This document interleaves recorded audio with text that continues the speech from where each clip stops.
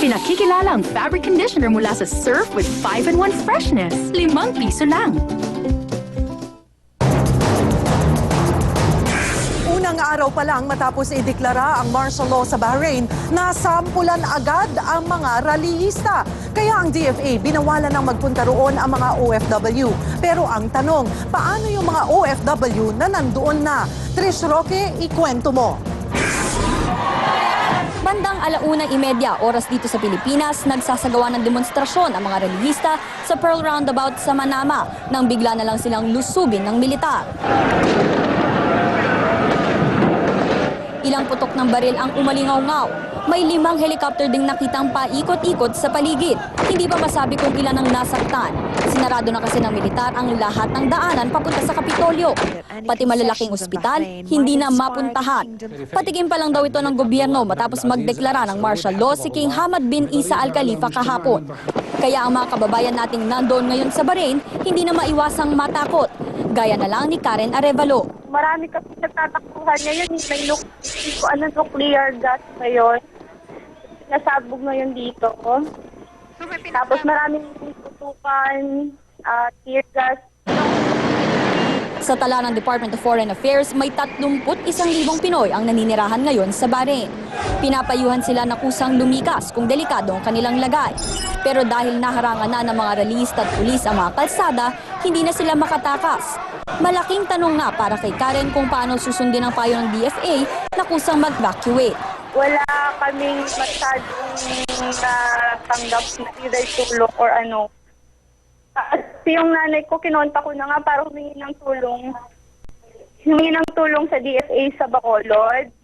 Eh, pinapasapasahan daw siya eh. Lahat daw ng number yata doon binigay sa kanya eh. Panawagan niya sa gobyerno. Okay, tulungan naman po kami kasi natatakot na po kasi kami dito. Oo. Ma'am, gusto niyo na po ba umuwi? Gustong-gusto na namin talagang umuwi. Trish Roque, News 5. Balita pa rin sa gitnang silangan habang nagtatalo pa ang United Nations kung dapat na ipatupad ang no-fly zone sa Libya. Nasakop na ng mga tropa ni Libyan President Muammar Gaddafi ang isa pang teritoryo ng mga rebelde sa silangan. Sa Gaza, ang dapat sana'y protesta para sa pagkakaisa, nauwi naman sa girian. Naomi Dairit, ikwento mo. Kung paanong sinakop ng mga pwersa ni Gaddafi ang bayan ng Ras Lanuf, ganon din ang ginawa nilang sunod-sunod na airstrike sa Ajdabiya. Pilit tinatarget ng mga rebelde ang kalaban, pero bandang huli, hindi rin nila nakaya ng mga armas na militar. Nagpulasan na lang ang mga anti-Gaddafi punta sa pangunahing baluarte nila sa Benghazi. Tahimik pa roon ngayon, pero tensyonado ang lahat. Kapasing-pasing nakabandera ang watawat ng France sa mga gusali. Ang France kasi ang unang kumontra kay Gaddafi mula sa international community, pero minaliit lang ito ni Gaddafi. Nauwi sa sapaka ng mga Palestinian at mga taga-suporta ng Hamas ang protesta na para sana sa pagkakaisa sa Gaza. Nagkapikunan ng manawagan ng mga Palestinian sa mga Hamas na makipag-usap. Pero hindi tanggap ng mga taga-suporta. Maluwag namang tinanggap ng mga pinuno ng dalawang grupo. Nagkasundo ang dalawang lider na pag-usapan ng pili ng kanilang mga supporter. Naomi Reed, News 5. Sumalang kanina sa Hong Kong Coroner's Court ang kapatid ni Luneta hostage taker Rolando Mendoza na si SPO2 Gregorio Mendoza. Dito dininig kung ano ang kanyang naging papel sa hostage taking sa Quirino Grandstand noong nakaraang taon. Kasama ang kanyang abogado, interpreter at 2 DOJ prosecutors, tumestigo si Mendoza sa hearing sa pamamagitan ng video conference call dahil wala siyang passport para makapunta ng Hong Kong. Gate ni Mendoza, hindi siya nakipagsabwatan sa kanyang kapatid at wala siyang ideya na gagawin nito ang marahas na pangho-hostage. Ito rin ang naging pahayag noon ni Mendoza sa Incident Investigation and Review Committee o IIRC. Pinaimbestigahan naman ng Kamara ang kumalat na text message noong Lunes na umabot na ang banta ng radiation sa Japan dito sa ating bansa. Hirit ng mga congressman, ipakulong ang nasa likod ng pananakot. Fiona Nicolas, ikwento mo.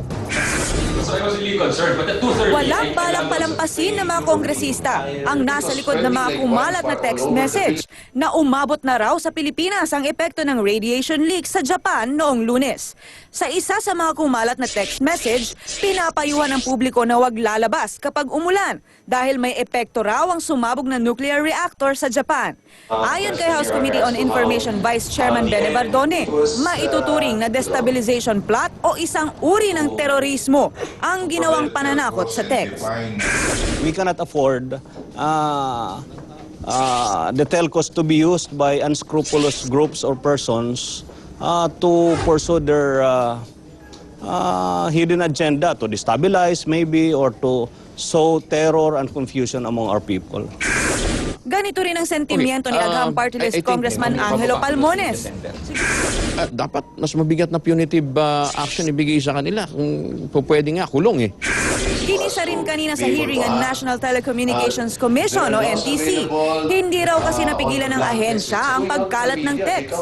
Sinubukang magpaliwanag ni NTC Deputy Commissioner Carlo Jose Martinez at ipasa ang responsibilidad sa mga telco. Pero sa huli, inamin din ni Martinez na wala pa silang kakayahan ngayon na i-monitor o tukuyin ang pinagmulan ng mga ganitong text. It will take a particular time to identify the source or even to stop those text messages from spreading.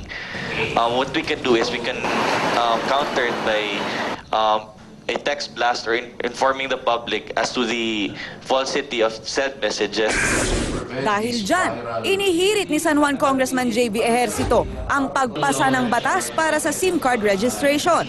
Para naman kay Aurora Congressman Juan Edgardo Angara, hindi lang text messages ang kailangang bantayan ng NTC, kundi pati ang mga mensahe sa Twitter at Facebook. Dapat mag-usap ang telco sa tsaka NTC na dapat proactive sila. Lahat ng teknolohiya gagamitin nila. Yung Twitter, mukhang sabi nga ni Chairman, mukhang nahuhuli na ang NTC. Hindi nila na susundan yung mga social media. Fiona Nicolas, News 5. Open Sesame! Ako'y superhero nang galing sa ere at do'y natanaw mga asong kalye, pero mga sosyal at astig lumeskarte ang forma sa paraday sa Japong Decalibre. Doon po sa Brazil, merong kasiyahan, mga biday aso na naggagandahan. Kumpleto sa costumes, meron pang Superman, pero mga tao ang nagtatahulan. Bonol na aso, santong kabayo.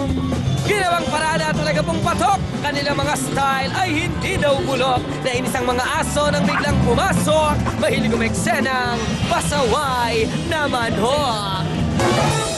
Watch out! At syempre ang inyong inabangan, it's Ribbit Time! Alam mo naman si Makata, matalino tayong utak. Utak kids ang ginagamit. Kung ano ang pinakamahal na breed ng pusa na naibenta, ayon sa Guinness Book of World Records, ito ay walang iba kundi ang isang Bengal cat sa London na nabili noong 1998. Ang presyo tumataginting na 25,320 pounds o higit sa 1.77 million pesos ang mahal. Ay, sus! Meow! Talagang ang cat! Talagang super sikat! At kilala niyo ba kung sinong cat ang crush ko? It is si Katrina Halili. Ito pa rin po si Makata. Nagbibigay na naman ng leksyon, edukasyon, impormasyon dito lang sa Aksyon! Susunod sa aksyon, Reactor 4 ng Fukushima Nuclear Power Plant sa Japan nasunog na naman. Japan muling niyanig ng magnitude 6 na lindol. Aftershocks mula sa lindol ng Biyernes, mahigit 400 na. Serye ng earthquake drills ng News 5 sa mga lugar sa Pilipinas na delikado sa lindol nagsimula na. People's Champ Manny Pacquiao ipinakita ang katatagan sa pagpapatuloy ng kanyang training. At modelo sa Israel, kinagat ng ahas. Ahas, patay.